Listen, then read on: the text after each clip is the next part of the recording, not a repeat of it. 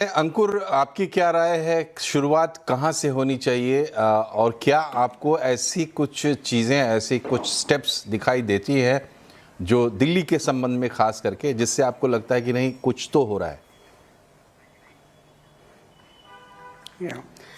First of all thank you GDI को बुलाने के लिए, तो धन्यवाद आपका। तो मैं थोड़ा सा अभी जो बोला कि सरकार का सबसे बड़ा रोल होता है, मैं उसको मानता भी हूँ और नहीं भी मानता। आई थिंक जब तक सरकार, बाजार और समाज, जब तक तीनों साथ नहीं आएंगे, इस प्रॉब्लम का सोल्यूशन नहीं निकल सकता। तो हम क्या करेंगे, सरकार अपनी दूसरे राज्य की सरकार को ब्लेम करेगी, हम जैसे लोग हैं वो हम सरकार को, हर सरकार को ब्लेम करेंगे। मार्केट बोलेगा कि हमारे लिए अपॉर्चुनिटी नहीं है, तो वो सरकार को और कंज्यूमर को, दोनों को ब्लेम करेगा। तो सबसे पहली बात है, कलेक्टिव रिस्पॉन्सिबिलिटी है, ये सरकार, समाज और बाजार की रिस्पॉन्सिबिलिटी है इसको सॉल्व करने के लिए। और जो हम इंडिया में अभी देख रहे हैं पिछले 10 साल से, 12 साल से, ये कोई नई चीज नहीं है। अगर हम पीछे जाएं हिस्ट्री में, 40 साल पहले, 45 साल पहले, बहुत सारी सिटीज इस ट्रांजिशनल फेज से गुजरी है। चाहे वो लंदन है, या चाहे वो लॉस एंजलिस है, चाहे वो बाकी बीजिंग है, जिसका एग्जांपल इंडिया में काफी वो माना जाता है क्योंकि वो हमारे क्लोज है, नेबरिंग कंट्री के अंदर है। तो ये वाली सब कंट्रीज और सब जो सिटीज है, ये भी पिछले 30 सालों में, 40 साल में इन्होंने भी एक ट्रांजिशन लिया है। बट क्या डिफरेंशियल है यहाँ से और बाकी जो सिटीज ने किया है, वो है यहाँ पे इंटेंट को हम एग्जीक्यूशन में कैसे कन्वर्ट करते हैं। रियल चैलेंज वही है, क्योंकि ग्रोथ के साथ जो है आज हम समस्याएं देख रहे हैं, वो समस्या आएंगी। बट ये है कि हम उसको रिस्पॉन्स कैसे करते हैं। मेरा खुद का मानना ये है कि सरकार, बाजार और समाज को साथ आना पड़ेगा, और जब भी सोल्यूशन सेम होगा। मैं इनके बारे में बता सकता हूं मेरा क्या व्यू है। बट सबसे पहली चीज ये है कि जो हम इस चीज में लग जाते हैं कि जैसे पिछले 3-4 दिन में या पिछले हफ्ते में काफी डेटा अवेलेबल नहीं हो रहा है उसके अंदर, तो सबसे पहली चीज तो यह है कि हमको डेटा सिस्टम पे स्ट्रेंथन करना पड़ेगा। क्योंकि ऐसा कभी नहीं हो सकता कि हम एयर पोल्यूशन का डेटा अगर अवेलेबल नहीं करेंगे तो किसी को पता नहीं चलेगा एयर पोल्यूशन नहीं हो रही, क्योंकि this is something which every citizen is feeling it in their lungs every single day और एवरी सिंगल मिनट। तो ब्रीथ तो सबसे ज्यादा हम करते हैं, मतलब वो हर मिनट ही करते हैं, तो उसको तो इग्नोर करना ऑलमोस्ट इम्पॉसिबल है। तो ये डेटा ना दिखाने से प्रॉब्लम नहीं होगी। डेटा तो बहुत प्राइवेट सोर्सेज हैं, जिसकी वजह से सिटीजन के पास आज मोबाइल ऐप हैं, वो है, उनसे पता चल जाता है AQI लेवल कितना है। तो सबसे पहले तो डेटा, सरकार को डेटा के अंदर इन्वेस्ट करके स्ट्रेंथन करना पड़ेगा। जब तक ये डेटा अवेलेबल नहीं होगा, जब तक अकाउंटेबिलिटी सेट नहीं हो सकती किसी की भी, क्योंकि सरकार भी कोई एक तंत्र नहीं है, सरकार की भी बहुत सारी लेयर्स हैं। और सरकार काम ही जब अच्छा कर सकती है जब हर लेयर की दूसरी लेयर के साथ कोऑर्डिनेशन अच्छा हो पाए, अकाउंटेबिलिटी अच्छी हो पाए। मेरे को लगता है सिटीजन के लिए भी समझना पड़ेगा कहीं ना कहीं जो इसका कारण है। हम हमेशा बात करते हैं कि सरकार ने इसका ट्रीटमेंट नहीं किया या सरकार ने पॉलिसी नहीं लाई, लेकिन कहीं ना कहीं जो हमारा खुद का सिटीजन का बिहेवियर है, वो भी इस चीज को काफी कंट्रीब्यूट करता है। जो व्हीकुलर पोल्यूशन है दिल्ली में, हम ये 1-1.5 महीना होता है दिवाली के पास, या जब फसल कटती है पंजाब, हरियाणा या वेस्टर्न यूपी में, हम स्टबल की बात करने लग जाते हैं। बट दिल्ली का मुख्य जो कारण है पोल्यूशन का, वो स्टबल नहीं है। वो स्टबल कंट्रीब्यूट करती है, बट उससे बड़े जो कारण जो है वो है व्हीकुलर पोल्यूशन और डस्ट पोल्यूशन, क्योंकि इतनी कंस्ट्रक्शन हो रही है दिल्ली के अंदर। तो वो इसलिए हो रही है क्योंकि हम कन्वीनियंस चाहते हैं, हमारी स्पेंडिंग हैबिट्स बढ़ रही है। तो कहीं ना कहीं एक बिहेवियरल चेंज सिटीजन को भी लेना पड़ेगा, सिटीजन को भी मानना पड़ेगा कि मैं भी इस समस्या का एक स्टेक होल्डर हूं और मेरे को भी कुछ चेंजेस करने पड़ेंगे। और कहीं ना कहीं जो बाजार का काम है, जिसके अंदर CII ने काफी एक फोरम बनाया है, CEOs, काफी बड़ी कंपनीज के CEOs हैं, जहां पे वो एयर क्वालिटी की बात करते हैं, जो कि एक पॉजिटिव स्टेप है। But more needs to be done. जहां पे जो बाजार है वो अपना CSR फंड डाल सकते हैं इस तरह की इनोवेटिव सोल्यूशन के लिए, जहां पे शायद सरकार अपना पैसा नहीं डाल सकता क्योंकि वो पब्लिक फंड है। या जो हमारे स्टार्टअप्स हैं, उसको राइट इकोसिस्टम मिले ताकि वो दिल्ली में या इंडो गैंगटिक प्लेन जो रीजन है, वहां पे अपने सोल्यूशन टेस्ट करके एक मार्केट क्रिएट कर सके इस चीज के लिए। चाहे वो स्टबल की भी मार्केट क्रिएट हो सकती है। जो व्हीकल्स हैं, EV जैसे एक है जिसके अंदर Amazon वगैरह जो डिलीवरी पार्टनर्स हैं, ये अपनी सारी की सारी जो फ्लीट है उसको EV में ट्रांसफर कर रहे हैं। इसी तरह से बाजार को भी रिस्पॉन्सिबल तरीके लेने पड़ेंगे। More innovation needs to be done. But मेरा खुद का मानना है कि हम यहाँ पे हर साल बैठ के बोले सरकार ने ये नहीं किया, और जब हम सरकार से पूछते हैं वो दूसरे राज्य सरकार को या सेंट्रल गवर्नमेंट को ब्लेम करता है, उससे सॉल्यूशन नहीं आ सकता। रोड मैप है बाकी जो सिटीज ने किया है पूरे वर्ल्ड के अंदर, but real thing is how the intent translate into execution. That is where we think the real solution can be found for Delhi and the entire Indo-Gangetic plain. जी, तो पूरे देश की समस्या है और इस समस्या का निदान जरूर दिल्ली से निकलना चाहिए, क्योंकि दिल्ली देश की राजधानी है और वहाँ सभी लोग हैं भाई।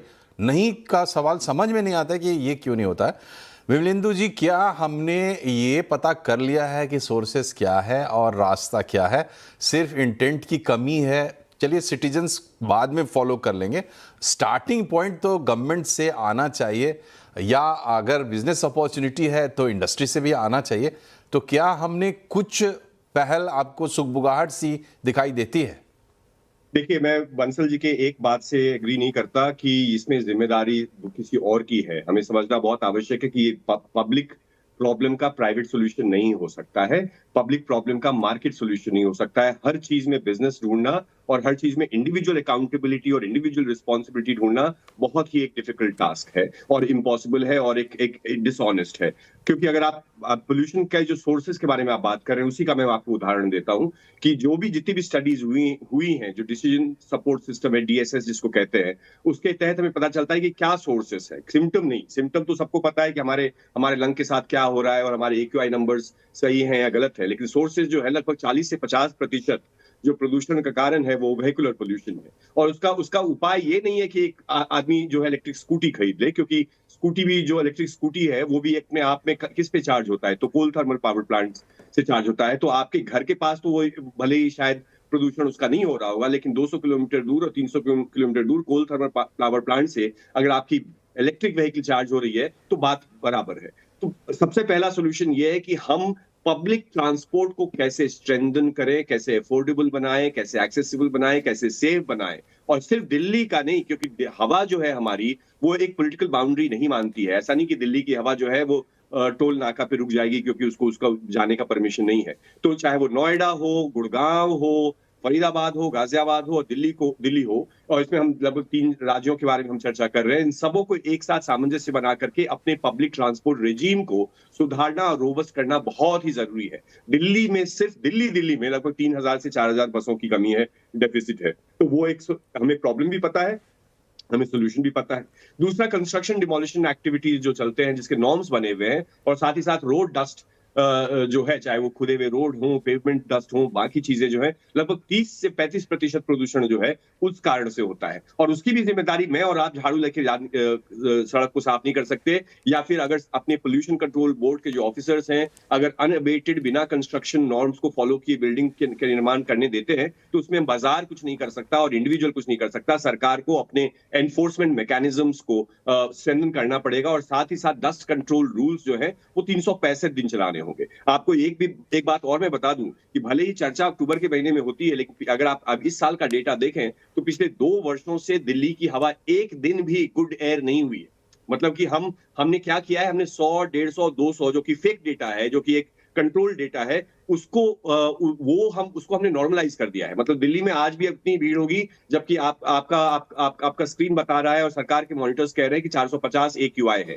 शहरें बंद हो जाती हैं 250 में। तो इसका निवारण, जैसे मैंने कहा कि पब्लिक ट्रांसपोर्ट को स्ट्रेंथन करना है, जो रूल्स बने हैं, जो सरकार के अपने रूल्स है कंस्ट्रक्शन डिमोलिशन के और रोड साइड डस्ट के, उसको रोबस्ट करना है। हमारे जो कोल थर्मल पावर प्लांट से लगभग एक दर्जन है, हमने ग्लोबली तो जाके कमिट किया है कि हम नेट जीरो करेंगे और बाकी चीजें करेंगे, लेकिन ये जो 1 दर्जन 300 किलोमीटर के रेडियस में दिल्ली NCR में कोल थर्मल पावर प्लांट्स हैं, उनको चाहे शिफ्ट किया जाए या उनके एमिशन स्टैंडर्ड्स जो है, जो ग्लोबल एमिशन स्टैंडर्ड्स हैं, उसके अनुसार उनके एमिशंस को बांधा जाए, बहुत ही आवश्यक है। लैंडफिल्स जो हैं, जो आप कागज पे तो ये सारे सैनिटरी लैंडफिल्स हैं, लेकिन सारे के सारे लैंडफिल जो है वो चाहे मेथेन रिलीज कर रहे होते हैं या फिर उनमें आग लगी होती है और साल भर आग लगी होती है। तो all these are issues that are there, जो एक इंडिविजुअल नहीं कर सकता है। आप इंडिविजुअल को सरकार क्या कहती है कि निवारण है वर्क फ्रॉम होम। कितने लोग हैं जो वर्क फ्रॉम होम कर सकते हैं? कितने लोग हैं जो गोवा शिफ्ट हो सकते हैं और कितने लोग हैं जो एयर प्यूरिफायर खरीद सकते हैं। तो ठीक है। समवेयर हमें सरकार से वो सवाल पूछना बहुत आवश्यक है। और आज की जी तारीख में बिल्कुल, मैं आपकी बात से इत्तेफाक रखता हूं विमलेंदु जी, जो आप बात कह रहे हैं मैं उससे पूरी तरह सहमत हूं। हालांकि मैं अंकुर की बात से भी सहमति जताता हूं। हर बात का पर्सपेक्टिव होता है, पब्लिक की रिस्पॉन्सिबिलिटी बाद में आती है, दूसरे तरीके की होती है, सरकार की रिस्पॉन्सिबिलिटी दूसरे तरीके की होती है।